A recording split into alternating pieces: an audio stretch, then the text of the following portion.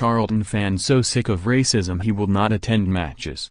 After Sky Sports News broadcast the first installment of its Tackling Racism series, one Charlton Athletic supporter, who wishes to remain anonymous, told us about his experiences of being racially abused while going to watch the Addicks home and away during the early 2000s. The incidents of racism from other Charlton supporters, some of which were directed at him, made him feel ashamed to be a supporter, and he insists he will never go to watch them again. Charlton say they worked with authorities to identify individuals involved in the historical incidents, and have not received any reports of racist abuse at the Valley for a number of years and continue to work on anti-racism and anti-discrimination projects. Here is the account. I have supported Charlton since 1996 and I had a season ticket between 2000 and 2012. My early memories of going to the Valley were always positive. When the stadium was full there was a general camaraderie that was unique and I loved being a part of it. I would hardly refer to these as glory days, but during this time I was happier. I was also in my early teens then, so it could have been that the problem at my club existed but I was not able to notice it. One of the most attractive things about Charlton is the anti-racism day called Red, White and Black Day, which was established in the early 1990s. The day used to be a proud spectacle that was appreciated by the fans around me. This was something that I was really proud of, especially as it set a trend for other clubs to start their own anti-discrimination days. If I'm honest, this day was much better celebrated in the early 90s and the start of the 21st century than more recently. In general, throughout the Premier League years and the first in the Championship after relegation in 2007, I felt comfortable with the atmosphere. There were some isolated incidents that were shocking, but they were isolated, so I did not strongly believe there were sections of fans that brought their racist views to games on a regular basis. But I remember on St. George's Day 2005, when we played Norwich away, a group of guys were drinking in the pub by the station all day and were very drunk. One of the guys in the group was black. I assumed they were all friends. By the time we got to the stadium, the police were with the black guy and not letting him into Carrow Road. To my absolute shock, his own mates were monkey chanting at him. This soured my whole day. Thankfully, I never saw those guys again. It was at the start of the 2008-09 season, our second in the championship, that I started to notice changes that did not sit well with me. I noticed that the general language and behavior of fans became more cynical and even borderline vulgar towards certain black players. I went on fan forums as well and noticed how some individuals were talking about certain themes with absolute disdain. A lot of my friends rip it out of me and say that I don't go to Charlton games anymore since we got relegated from the Premier League. The irony is that between 2009 and 2012 we were in League One for 3 seasons and I missed only 4 home games during that period.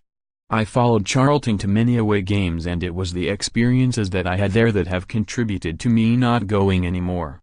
It was bad enough having to listen to the sheer vitriol at times, but to have to endure long train journeys with alcohol-infused, ignorant comments was just too much over time. Due to the fact that our attendance is decreased at home and that we have never had a consistently big away following, it was much easier to notice this hostility. However, on the occasions we did fill a large allocation, you could guarantee there would be a handful of idiots who would take their support too far. Experiences at 3 particular away games left me feeling dejected and deflated, and not wanting to go back anymore. I remembered during the 2009-10 season, against Swindon in the league, older fans were distributing far-right paraphernalia to kids as young as 14 after the game, and encouraging them to go to rallies and on marches. At the Swindon away game in the playoff semi-final, a group of fans were also singing about an ex-player, Kevin Lisby, being a monkey and living in a tree. I caught the eye of one of them and he said at me, "For God's sake, not another black." I was thinking to myself, I support the same team as you, why are you extending your bigotry to me? We lost the playoff semis and I reflected a lot over that season, and it felt as if supporting Charlton had turned into doing an awful 9-to-5 job, as opposed to a fun hobby. I carried on going to home games, but I greatly reduced the amount of away games I went to. The lowest moment for me came after our FA Cup defeat to Fulham in 2012. I was on the train after the game when a group of lads started loudly chanting songs glorifying the murderers of Stephen Lawrence. Charlton banned the 5 men suspected of murdering Stephen in 1998 because they were believed to be supporters. I was thinking, how low can you actually go? People were looking on in absolute disgust and disbelief. Every time they got challenged, they viciously defended their actions as if it was their God-given right to share their rank views with everyone. When I got off the train, one of the passengers looked at my Charlton scarf and gave me a filthy look, as if I was affiliated with those idiots. This story hit the mainstream media and so many of my friends just started to grill me about it, almost as if they were surprised that such vulgar people frequented Charlton games. The Metropolitan Police's investigation into allegations of racist abuse aimed at Raheem Sterling in December remains ongoing. It actually made me feel ashamed to be a Charlton fan. Thankfully those morons got put in prison, but I realized that I did not want to go to games again because there were plenty more people that went that were like that. I would not go back.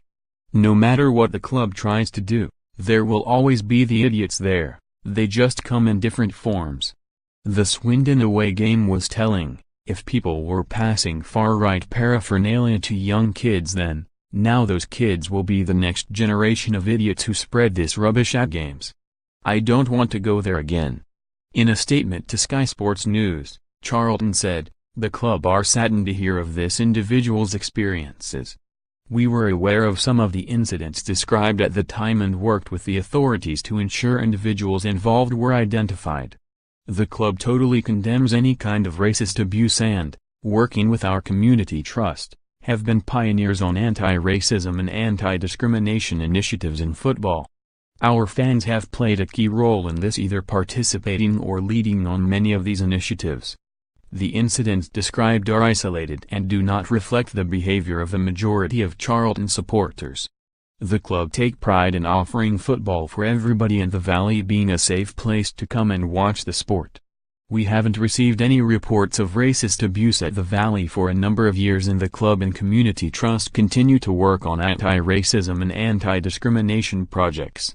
Charlton will host their next annual Red, White and Black Day, which is aimed at fighting discrimination of any kind, when they play Portsmouth on March 27.